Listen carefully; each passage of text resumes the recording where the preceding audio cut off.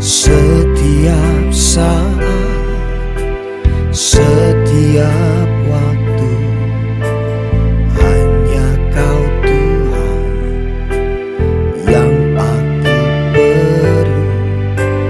Penyertaan-Mu, kekuatan-Mu yang menjadi doaku.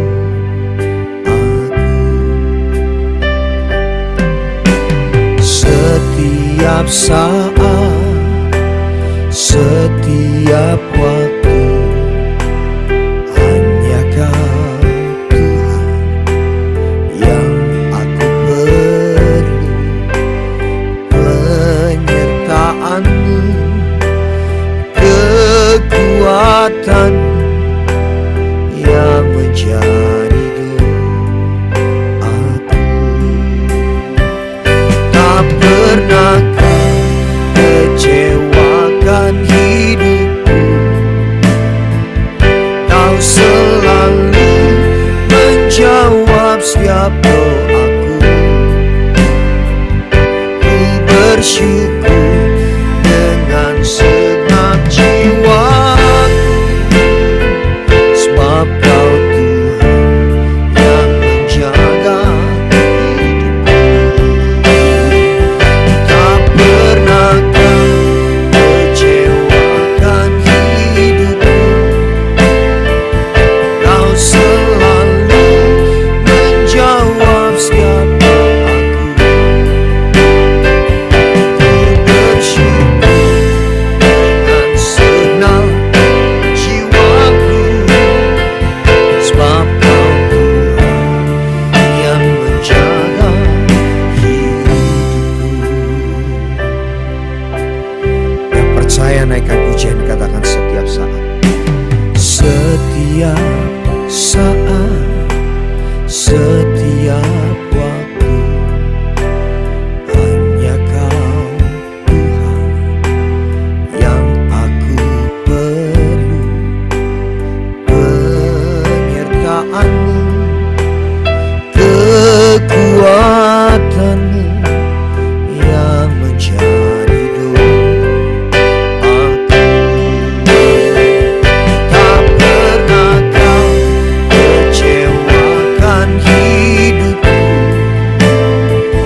Kau selalu menjawab setiap doaku.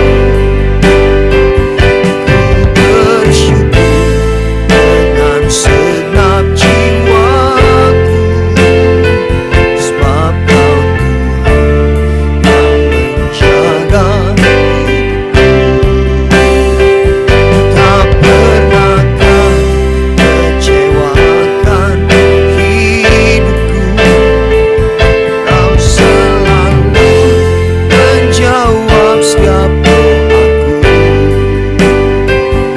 Ku bersyukur dengan segenap jiwaku, sebab Kau Tuhan yang menjaga hidupku. Setiap kita yang percaya bahwa Tuhan menjaga hidup kita, mari angkat tangan kita lebih tinggi lagi, saudara.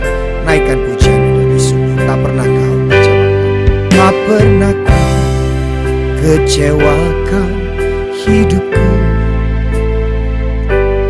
Kau selalu menjawab setiap doaku. Ku bersyukur dengan segenap jiwaku, sebab Kau Tuhan yang menjaga hidupku. Lagi katakan tak pernah Kau kecewakan hidupku. Kau selalu menjawab setiap doaku. Ku bersyukur dengan segenap jiwaku, sebab Kau Tuhan yang menjaga hidupku.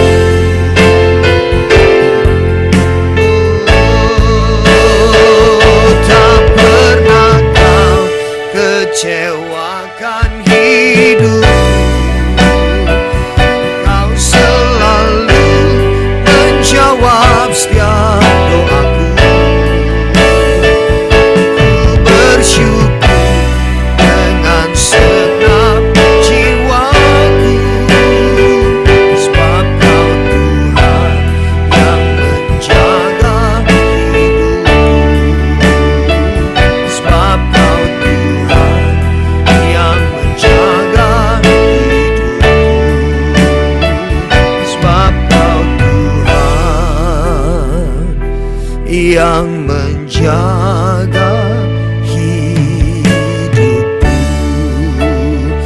berikan tepuk tangan yang terbaik buat Tuhan yang jaga hidup kita sampai selama-lamanya.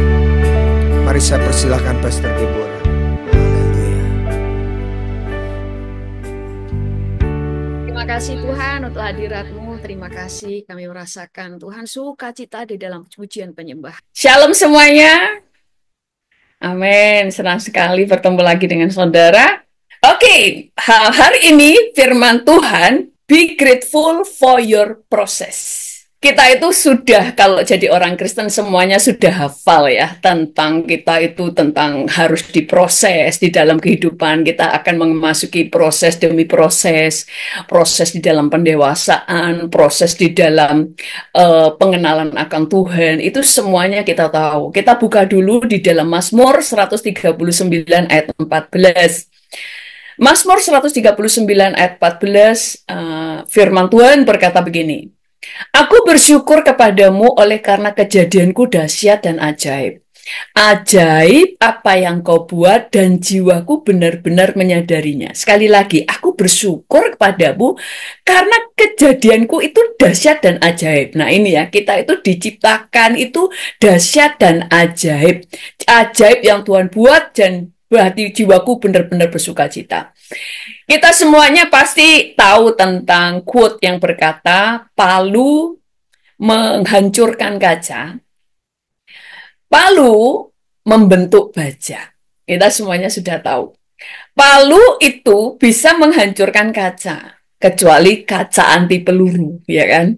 Kaca, tapi pada dasarnya kaca itu kan rapuh, gak tahan benturan, itu cepat hancur.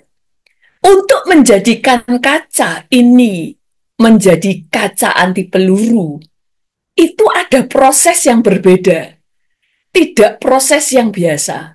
Makanya sama-sama kaca, tapi kekuatannya berbeda, hasilnya berbeda.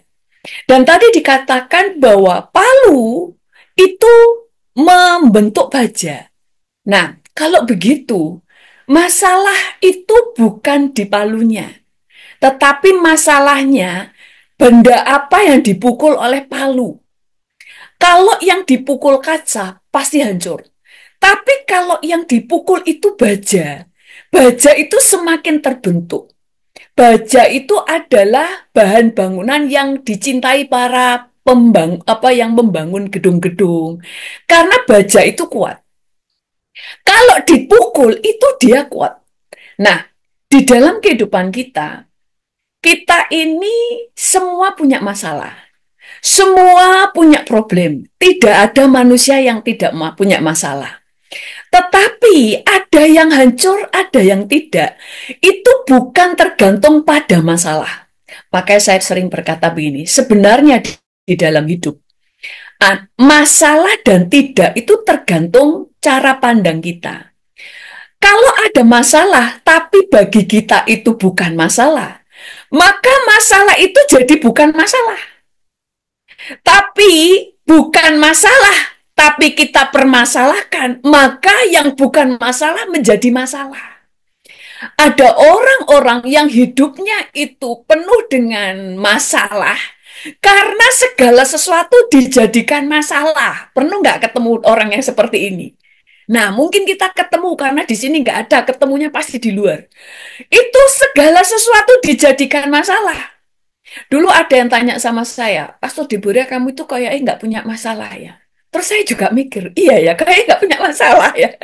Ya memang nggak ada masalah. Terus saya pikir-pikir, oh nggak juga sih. Saya nggak ada masalah, karena semua hal yang seharusnya mungkin dipikir orang masalah, bagi saya bukan masalah. Jadinya bukan masalah dalam hidup saya. Akhirnya dalam hidup saya seakan-akan tidak ada masalah. Tapi kalau ada hal kecil, misalnya ada orang ngomongnya nggak enak sama saya, bisa nggak saya jadikan masalah? Saya bisa terpanjang, saya pikirin, menghilangkan damai sejahtera, karena saya menjadikan masalah. Kalau tidak menjadikan masalah, ya bukan masalah. Nah, orang yang bermental baja dan mental kaca, itu keputusan. Hidup itu saya selalu memberikan khotbah. Hidup itu pilihan. Hidup itu keputusan. Saudara, saya kasih contoh. Dulu ada banyak ya pria-pria itu ya kan yang memberikan kesaksian. Kalau mereka itu waktu di zaman Tuhan, mereka nangis itu mereka bingung, mereka malu kok nangis gitu. Kenapa? Karena banyak pria dulunya dari kecil itu diajar begini. Laki gak boleh nangis, betul kan? Sejak diajar laki-laki gak boleh nangis, bagi mereka, aku gak boleh nangis. Aku jangan nangis untuk menunjukkan kalau aku laki-laki. Kemudian akhirnya bisa nggak mereka untuk tidak menjadi cengeng? Bisa. Hanya karena nilai-nilai yang nancep di pikirannya. Laki-laki tidak boleh nangis. Maka dia nggak gampang nangis. Nggak cemeng. Itu sebabnya waktu banyak yang kesaksian waktu di jamaah Tuhan dan mereka nangis. Mereka berkata, baru kali ini saya nangis. Bahkan beberapa orang, itu kesaksian mereka nahan supaya nggak nangis. Karena bagi mereka masih terngiang, laki-laki tidak boleh nangis. Cuma karena hadirat Tuhan, karena pekerjaan Tuhan, mereka nggak bisa nahan untuk nangis. Tapi kita mulai melihat, mental baja itu pilihan. Waktu orang ini dikatakan laki nggak boleh nangis, nancep di pikirannya, dia percaya bahwa laki memang tidak boleh nangis, maka dia memutuskan untuk tidak menjadi laki-laki yang gampang nangis. Dan ternyata bisa. Semua tergantung pilihan, tetapi pilihan dimulai dengan apa yang kita percaya. Makanya kenapa penting sekali di dalam kehidupan nilai-nilai yang kita pegang. Contoh lagi, orang Batak. Orang Batak itu bagi mereka, harga diri mereka adalah kalau mereka itu punya title, dia harus kuliah. Makanya kalau orang Batak umur 70 sampai umur 71, saudara bisa nemuin banyak yang masih kuliah. Kenapa? Bagi mereka harga diri. Kalau tidak punya titel, bagi mereka itu tidak punya harga diri. Saya dulu punya teman, mamanya kuliah bersama dengan anaknya. Dia tuh kuliah sampai ambil S3. Sudah agak tua, dia bilang gini, aku gak apa-apa, gak lulus, yang penting lolos, maksudnya gitu. Yang penting dapat ijazah. Jadi dia sebenarnya gak lulus, tapi lolos, diloloskan karena belas kasihan, karena sudah tua. Bapak Ibu bisa lihat di YouTube, orang ada 71, ada saudara. Lulus, terima ijazah, seminggu kemudian meninggal. Tapi dia meninggal dengan kebanggaan karena sudah membawa ijazah. Loh, bagi suku-suku yang lain, kuliah itu bukan sesuatu yang harus. Ya, akhirnya waktu nggak bisa kuliah, ya aku karena nggak punya uang, nggak punya kesempatan. Tapi karena bagi orang Batak, kuliah itu harga diri. Tidak ada kata tidak bisa. Mereka punya duit atau tidak, mereka berusaha. Kenapa? Mentalnya itu terbentuk hanya karena apa yang mereka percaya. Itu sebabnya penting Alkitab selalu berkata, berubahlah oleh pembaruan budimu. Kita kuat atau tidak, itu masalahnya itu apa yang kamu percaya dan apa yang kau putuskan. Dan mental baja itu dilatih, saudara. Makanya kita itu mengalami proses hancur atau tidak. Oh, saya soalnya nggak dilatih oleh Tuhan, keadaan tidak melatih saya. Itu keputusan hati. Karena Tuhan itu sudah memberi kita hak pilih. Saya kasih contoh lagi untuk membuka wawasan. Mungkin saya pernah cerita di sini ya, tentang saya dulu waktu kecil. Waktu kecil dulu kan masih kompor gas ya. Yang ngalami berarti seumur saya. Kompor gas. Kompor gas, ya kan? Nah, dulu kan minyak itu dimasukkan ke jerigen, ya kan? Nah, di rumah saya itu jerigennya besar. Saya masih kecil. Jadi jerigennya mungkin sepinggang saya lah, atau sedada saya. besar, saudara. Nggak salah, sepinggang, sepinggang. Karena kita masih kecil, jadi kan kelihatannya gede. Kalau kalau memindahin ke, saya tuh paling suka mindahin gas itu ke botol-botol gitu kan, seneng tuh anak kecil tuh mencetin apa tuh namanya pompa ya kan, seneng gitu ya kan. Tapi pompanya robek, jadi bocor. Jadi kalau dipompa ya nggak bisa keluar. Cuma karena saya cerdas, amin, ya kan cerdas, saya tutup dengan jempol saya yang bolong, terus dipencet bisa kan, sudah semua. Kakak saya masuk, saya sudah nggak ada di dapur, kakak saya masuk. Loh, ini kan pompanya bocor. Kok ini botol-botolnya sudah terisi? Terus kakak saya tanya, siapa ini yang isi botol-botol? Saya bilang, aku. Saya bilang. Terus dia bilang ini. Terus dia mikir, dia ngomong, Debur aja bisa ngangkat jirigen yang besar. Dia pikir saya ngangkat jirigen. Ya, karena ininya bocor, pasti diangkat. Dia gini, Deborah aja bisa. Apalagi aku kakaknya. Dia lebih gede dari saya waktu itu kan. Lebih tinggi juga. Berarti aku harusnya bisa. Dia tertantang untuk menunjukkan, aku juga bisa. Karena namanya sifat orang itu kan gak mau kalah. Diangkat saudara itu jarigannya. Dituangin semua gede. Setelah itu dia datang ke saya. Hei, aku juga bisa. Kau pikir cuma kamu yang bisa, aku juga kuat. Tak angkat itu. Terus saya bilang gini, loh, jirigen gede itu kamu angkat. Iya, kamu kan juga angkat. Aku mau pakai pompa. Saya bilang gitu. Begitu saya ngomong saya pakai pompa, dia langsung, hah, tulangku, aduh, tulangku gak patah, dah. Ini apanya? Sendi-sendiku nggak coplok ya, nggak lepas ya gitu ya. Langsung dia periksa semua badannya. Begitu dia tahu saya tidak angkat, dia langsung tahu, langsung mikir, berarti rontok semua nih butuh badanku. Padahal tadi waktu dia percaya saya bisa angkat, gak mungkin saya nggak bisa. Kuat nggak? Kuat. Makanya segala sesuatu itu ternyata dimulai dari apa yang kamu percaya. Makanya Alkitab berkata, terjadilah menurut apa yang kamu percaya. Kalau kamu berpikir kamu bisa, kamu bisa. Karena Tuhan sudah menjamin apa saja yang kamu buat, apa saja yang kamu lakukan, Tuhan buat berhasil. Tuhan sudah menjanjikan kemenangan.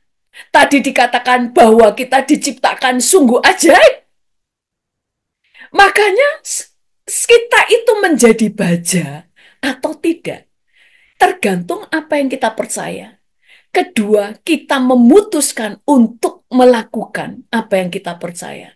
Dan kita melatih diri hidup kita. Kenapa ada orang-orang yang diproses Tuhan? Karena dia belum melatih dirinya, Tuhan yang paksa dia dilatih. Sebenarnya kalau kita ini, Tuhan itu ciptakan kita seperti Raja Wali. Dan kalau kamu sudah jadi Raja Wali, Tuhan nggak perlu memproses kamu, melatih kamu jadi Raja Wali. Tuhan tinggal mempercayakan apa yang seharusnya Tuhan bisa percayakan kepada kita, pekerjaan-pekerjaan yang ajaib, karena kamu sudah dipercaya. Tapi ada orang-orang yang harus diterjunkan di dalam masalah untuk melatih dia. Kalau kita lihat, Yusuf, dia dibuang saudara-saudaranya. Dia menjadi budak, dia difitnah oleh tante Potifar, dia menjadi budak, dia dilupakan oleh temannya yang satu penjara, yaitu juru minum raja. Dia sudah ngomong, nanti kamu ngomong ya kalau aku nggak bersalah. Dia dilupakan di penjara selama 2 tahun. Tapi dia nggak hancur berkeping-keping. Dia bisa menikmati proses. Makanya waktu dibuang, itu bukan proses pembentukan karakternya, tapi dia pembentukan dalam hal dia dilatih untuk tahu mengelola di rumah Potifar supaya tahu budaya Mesir. Dia mengelola kekayaan Potifar. Dia mengelola waktu di penjara, dia mengelola makanan orang-orang penjara dan sebagainya. Sehingga waktu di penjara, waktu menjadi Perdana Menteri, dia sudah siap. Dia tidak jatuh bangun. Dia tidak ceritakan jatuh bangun pada waktu dibuang. Kenapa? Dia bisa menikmati proses itu mulai dari apa yang dia pikirkan. Waktu kita melihat besar, maka menjadi besar. Masalah kita katakan bukan masalah, maka tidak jadi masalah. Saya sudah membuktikannya. Saudara, kalau saudara difitnah orang, saudara bisa hancur, atau saudara bangkit, saudara kepahitan, atau saudara pahit sebentar, saudara mengampuni, atau saudara kemudian menjadi orang yang menganggap segala sesuatu itu biasa. Makanya orang yang bermental baja, itu biasanya mereka bilang begini, kalau soal difitnah, aku sudah sering. Kalau aku soal direndahkan, sudah sering. Kalau aku soal aku di misalnya diperlakukan nggak adil, udah biasa, aku udah sering, itu biasa. Kalau orang itu sudah ngomong itu sudah biasa, kenapa? Bagi dia itu sudah bukan masalah.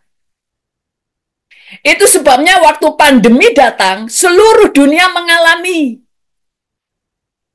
tapi ada yang hancur, ada yang tidak.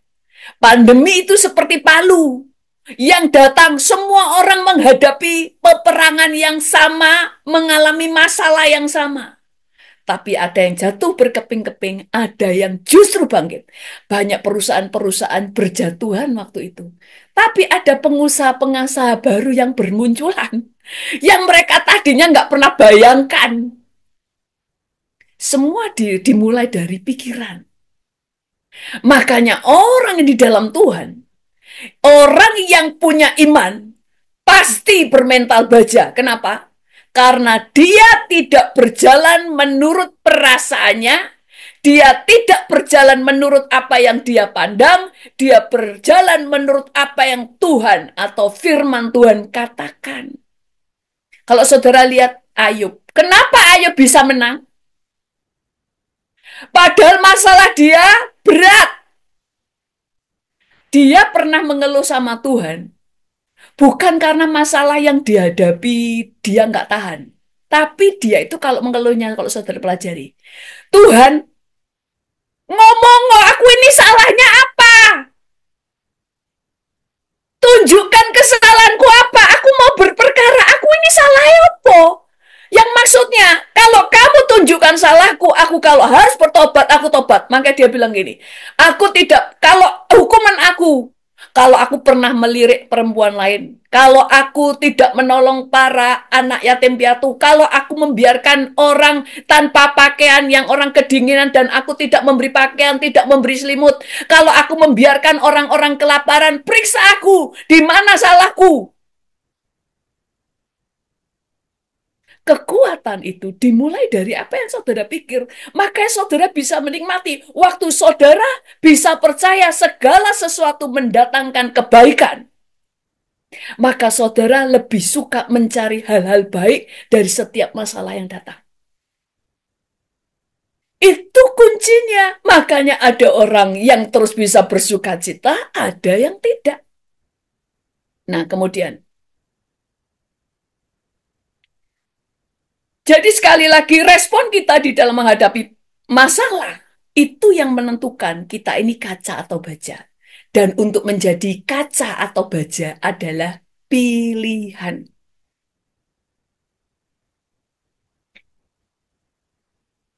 Kayak contoh lagi ya, ini banyak contoh-contoh. Kayak orang Chinese. Saya tuh heran, di mana saja mereka itu berhasil. Bahkan di Amerika, di mana-mana berhasil. Mereka hanya karena punya nilai-nilai. Salah satunya kalau yang mereka ngomong begini, kalau belum sukses, jangan makan nasi, lebih baik makan bubur kalau belum berhasil. Tapi bagi orang suku yang lain, kalau itu tidak dibangun nilai-nilai itu, ya itu nggak menjadikan mental mereka kuat.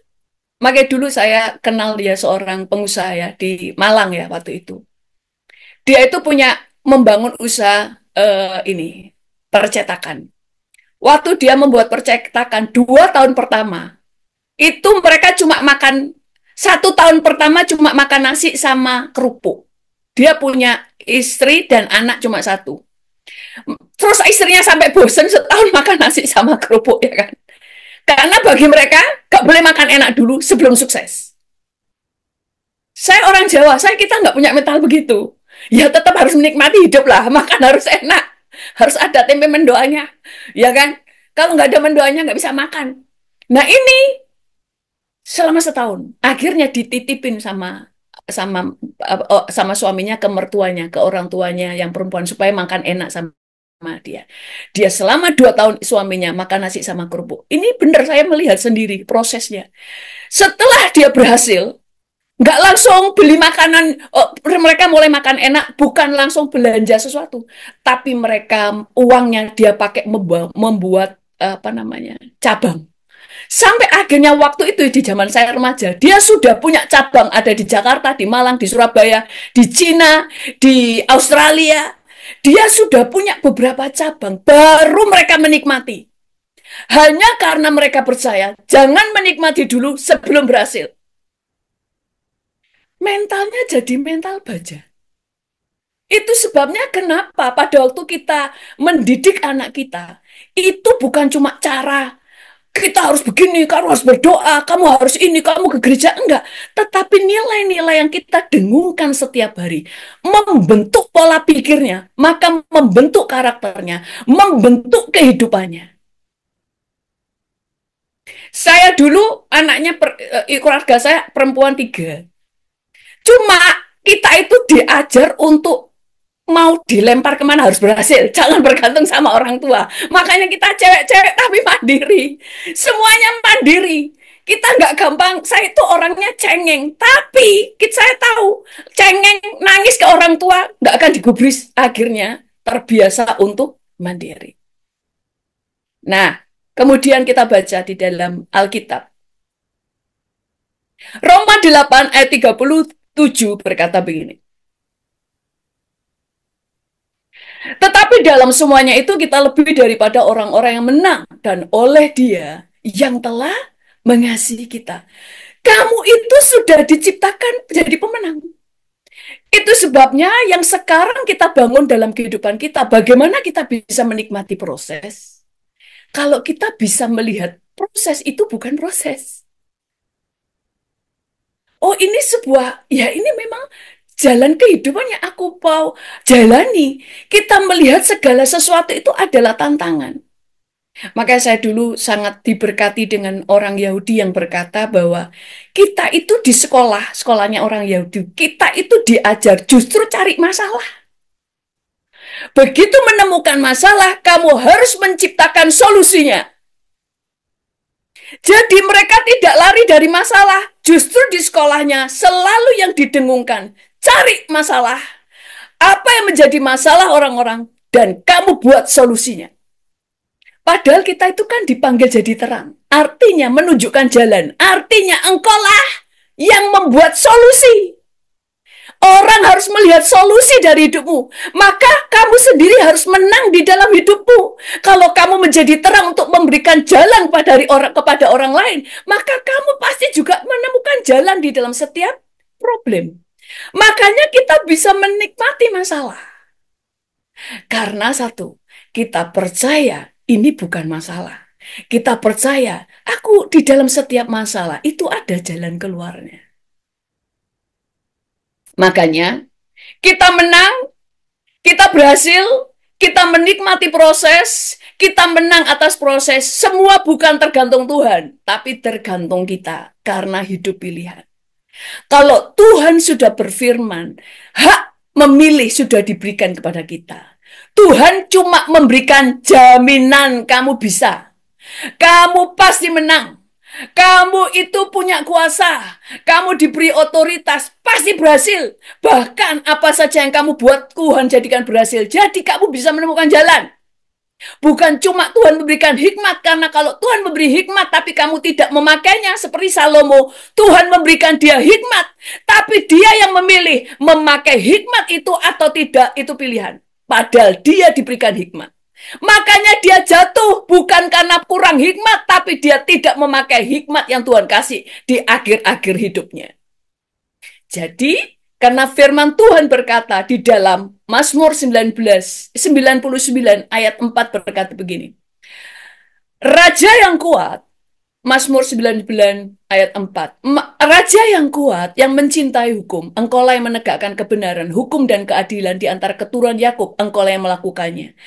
Lalu di dalam Mazmur 37 ayat 28 berkata begini, sebab Tuhan mencintai hukum, dan ia tidak meninggalkan orang-orang yang dikasihnya, sampai selama-lamanya mereka akan terpelihara, tetapi anak cucu orang-orang fasik akan dilenyapkan. Tuhan mencintai hukum.